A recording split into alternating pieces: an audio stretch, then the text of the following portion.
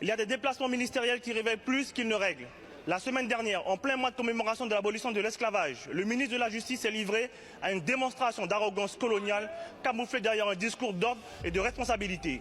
Pendant qu'on nous explique la République, un journaliste guyanais se fait insulter sur place publiquement par Gérald Darmanin sans que cela ne déclenche la moindre vague d'indignation nationale. Pas la une d'un journal, pas de plateau TV, comme si l'humiliation d'un journaliste ultramarin valait moins que celle de confrères hexagonal. Cette sortie malheureuse n'est pas un simple faux pas. Elle illustre plus profondément une errance continue des plus hautes autorités de l'État dans leur compréhension des Outre-mer et plus particulièrement de la Guyane. Une méconnaissance enracinée dans la culture administrative française où nos territoires sont encore trop souvent considérés comme des périphéries à encadrer plutôt que comme des partenaires à écouter. Or, la Guyane n'est ni un territoire expérimental ni un laboratoire de politique sécuritaire.